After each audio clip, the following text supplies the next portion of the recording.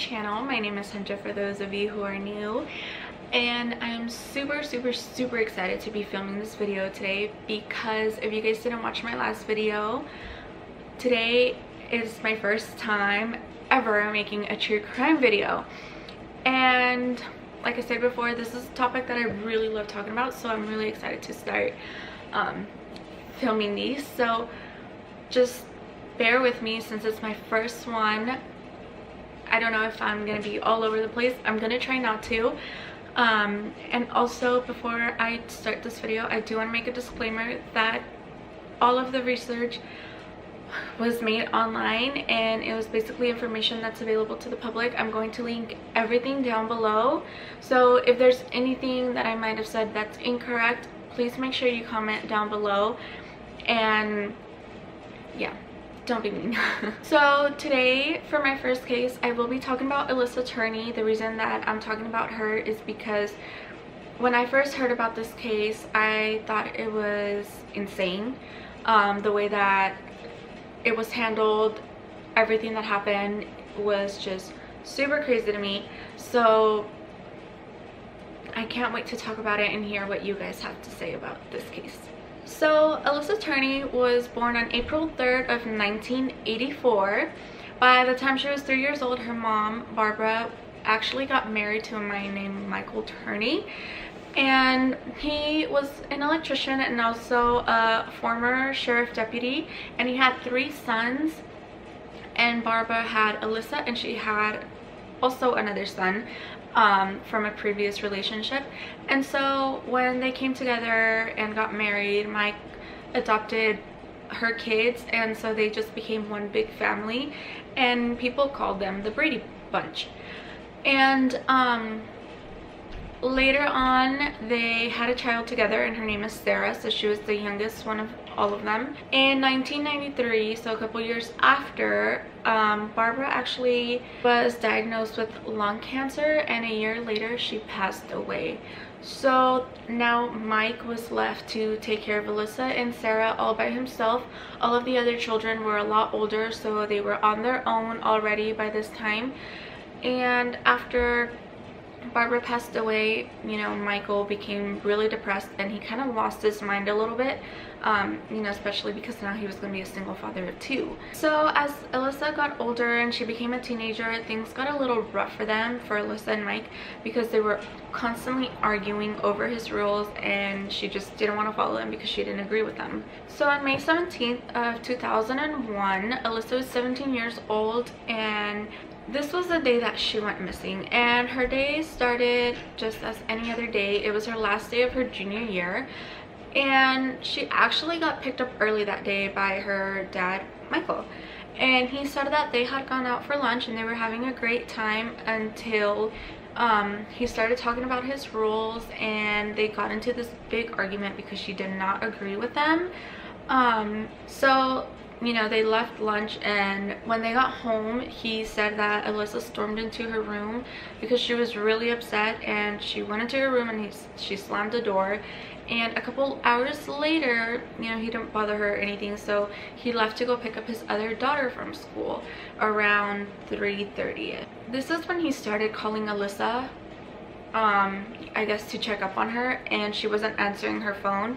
So when he got to Sarah's friend's house to pick her up, he said, "Here, can you call your sister? She's not answering her phone." So of course Sarah was like, "Yeah, of course." And she called her, and they kept calling her many times, and she just wasn't answering her phone. So when they got home, Sarah went straight into Alissa's room, and she actually found her phone on top of her desk, or a table that was in her room. And they also found that her backpack had been dumped, and there was a note that said that she was running away to California, that she had saved money. She had, I believe, $1,800 in her account. She told Sarah, "I know you don't like me, I know you don't want me here, so I'm leaving." And she said, "Dad, I took $300 away from you, I'm running away to California." And that was it. It was signed by Alissa, and she was gone.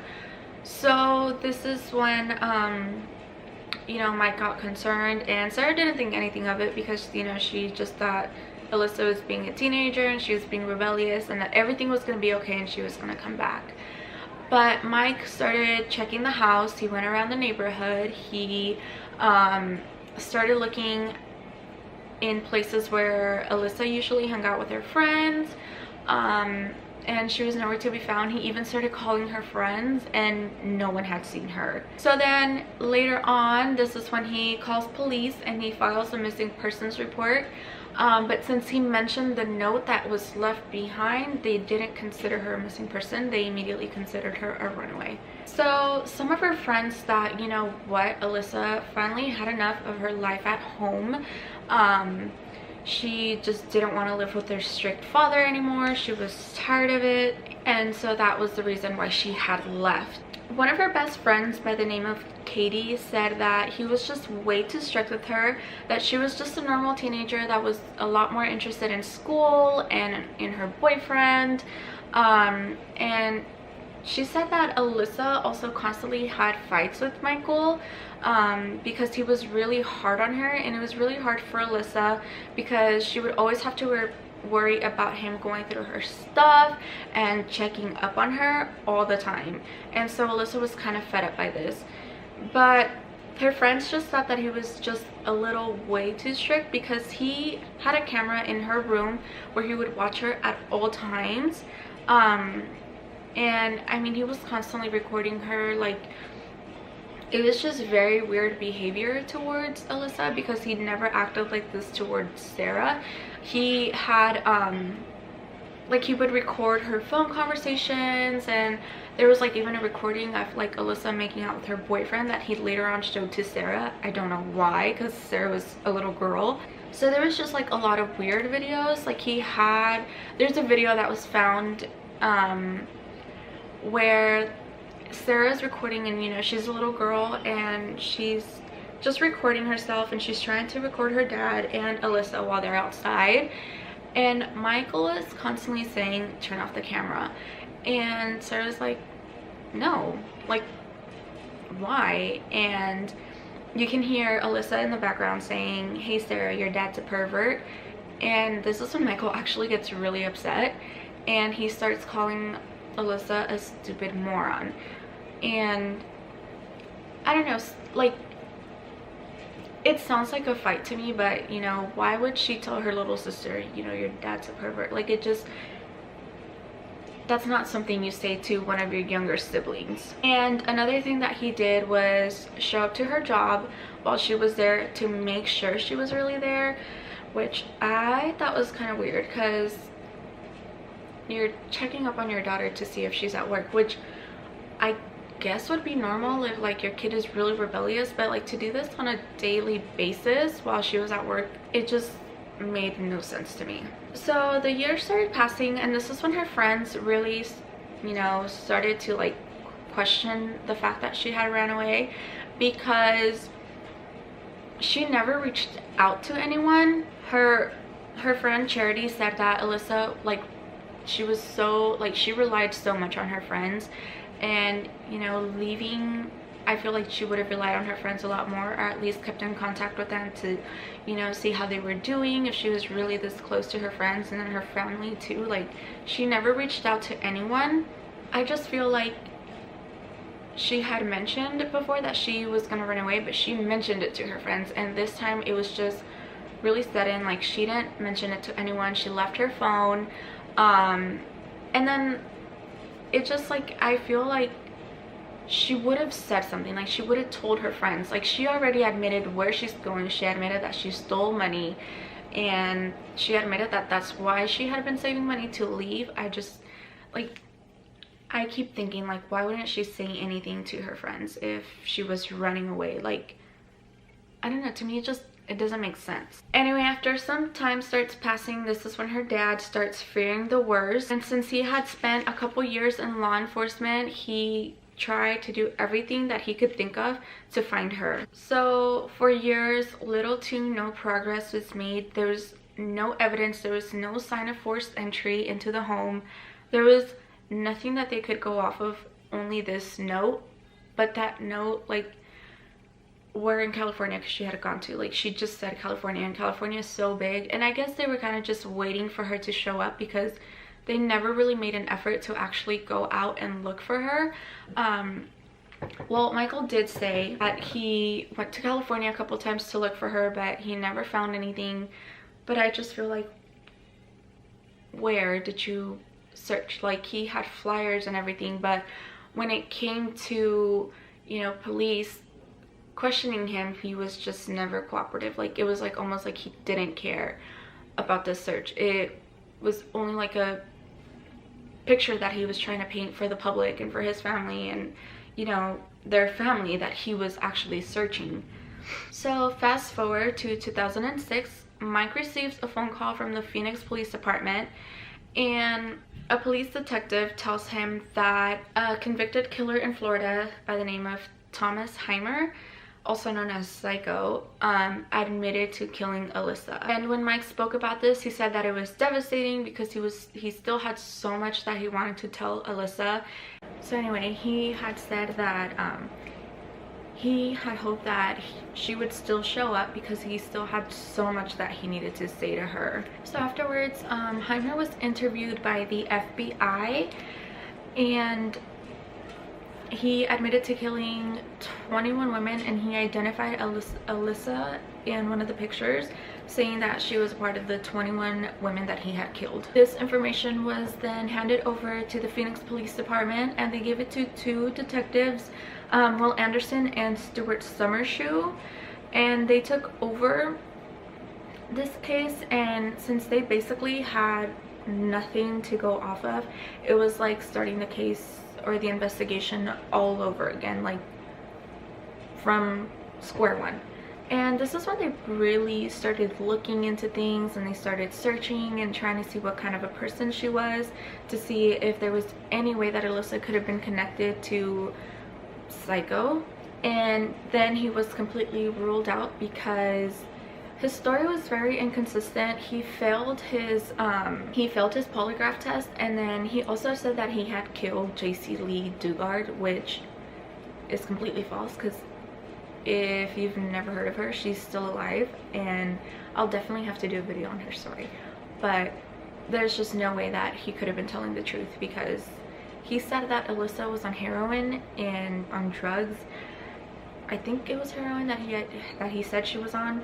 But there was no way, because there was just no way that her family or friends wouldn't have known that she was on drugs. So they just ruled him completely out because he was just doing it for attention for some weird reason. I don't know. And while this investigation was going on, the detectives, you know, they started noticing that from the very beginning, things just seemed off and nothing kind of made sense. Like, for example, the money in her account, and because she never used it. I mean, she had $1,800 that she never used. And, you know, like I've mentioned before, she was moving states, so she was really moving so far away. How did she not dig into her money that she had saved up? She also didn't take her phone, which, you know, could have been because she wanted absolutely nothing to do with Michael. But how, like, as a newly runaway, how were you supposed to get in contact with people, like your friends or your family that you're running away to, or, you know, at least her little sister that she left behind? Because she would always tell her, I would never leave you. And after doing interviews with her friends and, you know, other people that Alissa was associated with, they did find out that she was being sexually abused by Mike, or at least that was what Alissa would tell them. Her little sister Sarah, she even claimed that when she was really little, Barbara, the mom, took Alissa to go get tested to see if she was being sexually abused, and I didn't find anything that said if it was confirmed or not, but I'm guessing it wasn't because she stayed, I guess. I didn't really see much of that, except for Sarah claiming that her mom took Alissa to go get checked. And Detective Anderson ended up saying, you have a potentially dangerous family secret and a child who's never been seen again. You put those together and you have to start looking for who would benefit from her disappearance. So Alissa even confided in one of her teachers and told her what was happening at home. And when the teacher confronted Mike about it, he said, no, she's lying. She's just doing it for attention. She's doing it to get me in trouble. Like, there's no way that that's going on. And so the teacher kind of just let it go because she kind of figured like, okay, she's doing it for attention, which no. Why would anyone just claim that they're being sexually abused by someone just because? So the teacher even admitted, like, she told us to the detectives when they interviewed her, but since they had no evidence, they had nothing to go off of, which I found completely insane because Alissa actually told her friends and her boyfriend that she was being sexually abused. So it's like, why wasn't anything ever done? And I also read that one of her friends claims that Alissa even told her that sometimes she would wake up to Michael trying to tie her and like gag her. And of course this whole time Sarah is taking her father's side. Of course she's like wanting to find her sister, but she doesn't believe that her dad had anything to do with it until one day in December of 2008. Police were granted a search warrant on their house with the suspicion that he had been involved with the disappearance of Alissa. Why? How did they finally get this years later? Like, why didn't they do this whole thorough investigation like before? But no, this is 7 years after her disappearance and they finally get a search warrant on their house. Like, this guy was just so like suspicious the whole time. Like, from the moment I started reading this, I was like, it was her dad. But of course you're innocent until proven guilty, so everything is just there. Because like I did mention that he was strict, but the whole surveillance on her 24/7, watching her from her room, recording her and her boyfriend making out to then show it to their little sister, I mean, recording all of her phone calls, showing up to her job to make sure she was really there. Like, this just sounds obsessive and not in any way strict. Like, this is insane. Like, he was obsessed with Alissa and everything in the book shows it. So I mentioned he had surveillance everywhere, so he had cameras all over the house as well. And when police asked to see these surveillance videos, he said that he had already looked through them and he found nothing suspicious, and he had looked at all 8 hours, and then because he found nothing, he decided to get rid of these videos. So till this day, police still haven't seen or even like found out where these tapes are. He probably destroyed them, of course, because that's just something, I mean, he knows, he worked in law enforcement, he knows where they would search. I mean, he even claimed that a week after Alissa had disappeared, he received a phone call and it was her saying something along the lines of "leave me alone," and he recorded all his phone calls. And when the police asked him about this phone call as well, he said that he happened to not be recording phone calls that day, so there was just no proof to show that it was her who was calling or if this phone call even came in. And he told Sarah that he couldn't do star 68, I believe, or star 67 to trace where the phone call came from. He said because it might not be long distance.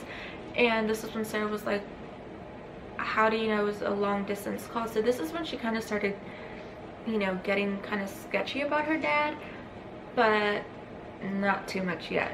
So the day that police searched their house, they found 19 high caliber assault rifles, 2 handmade silencers, and 26 handmade explosives. And apparently he had been planning a terrorist attack on like the company that he used to work for, and later on he said that they were fireworks to make noise because he was expecting his old company that he worked for, which was called the International Brotherhood of Electrical Workers.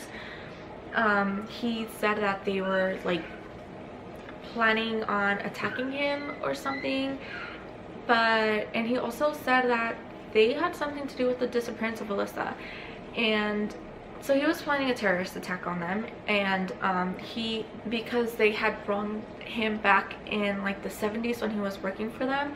And police also found a 96-page manifesto in which he described what he was going to do. Supposedly he was going to kill everyone that was inside the building, and then he was going to kill himself.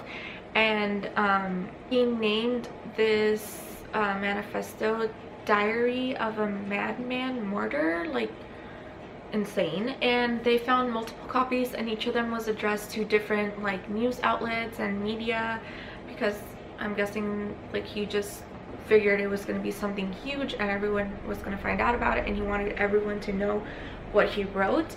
And like I mentioned before, he claimed that they had killed her, and this is where he wrote all of this.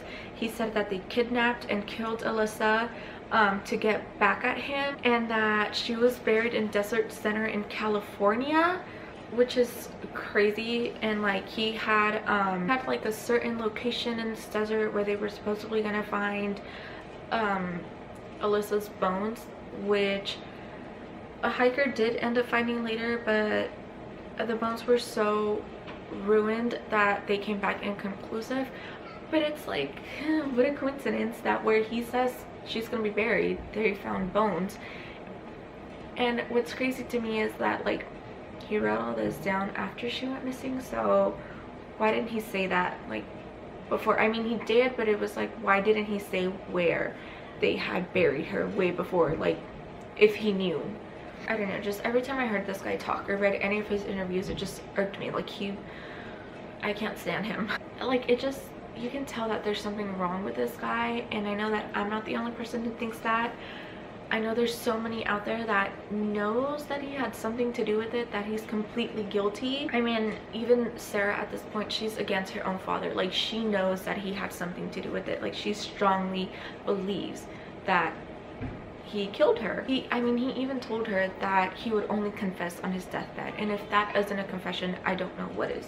So during this raid, they also found a lot of homemade contracts with Alissa, and one of them was dated back to 1996, and it was a contract that basically said that he had never sexually molested her, and it was signed by Alissa, which that's kind of a crazy contract to have. It's actually really disturbing.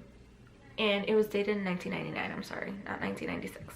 So after this, he was sentenced to 10 years in prison, and not because it had anything to do with Alissa, but because of this terrorist attack that he was planning and everything that they found basically under his house. And he was actually released in August of 2017, which made a lot of people furious, except his family, of course, who still stand by his side thinking he had nothing to do with it. I don't know, I just feel like there's so much information out there, but that shows that he's suspect, but there's not enough to prove him guilty. And that's one of the things that police have actually been waiting on. They want to find more evidence that links him towards Alissa's disappearance, because people that are tried for something, and if they win, they can't be tried for it again, so they're afraid that, you know, they'll go to court and he'll be found innocent, and then they'll find something insane that links him to the disappearance or murder, and he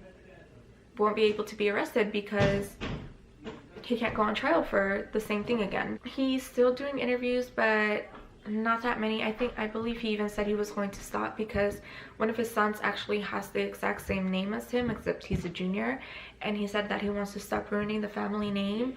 He said that he's constantly upset that his daughter doesn't believe him, but I mean, if that was my dad, I wouldn't believe him either. So yeah, till this day, it's been 18 years and she still hasn't been found.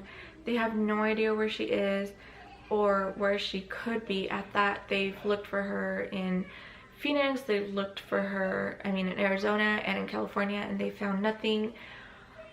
But I just know, like, I feel it that Michael Turney knows where she is, and it's completely devastating because she has a little sister that wants to know where she is, and they just can't find her because he won't say anything. He won't show surveillance cameras, he refuses to do a polygraph test, he refuses to do interviews with the police. Like, he's refusing to do everything. And it sucks that he was, you know, he was in law enforcement for so long because he knows exactly how to get away with things, because he knows what they ask for, and it's just really frustrating. But yeah, I wanted to put this story out there because it's completely heartbreaking. You know, this bright young girl who was, yeah, a little rebellious is now gone, and her family can't even lay her to rest because they have no idea where she is. And her little sister likes to think of her, imagining her laying on the beach and sipping on margaritas, which is I feel like we all should remember her that way, because it's just best to believe that nothing bad happened. But it would be amazing to know what happened to her and where she is, just so that her family can finally get that peace of mind. Like I said before, Michael Turney is innocent until proven guilty, but I feel it in my heart that he's guilty. And I don't want to be biased in this video. I'm just going based off of information that I found and interviews that I've seen. There's clearly something wrong with this guy, and I believe that he did it, just like I know a lot of people out there believe that he did it. So like I said before, I'm going to link down all of the information down below. There's so many podcasts on this case that you guys should give a listen to, and if I missed anything, please let me know. If I got something wrong, please let me know. This is only my first video, but I just want to say thank you so much for watching, and I will see you guys in my next video. Bye!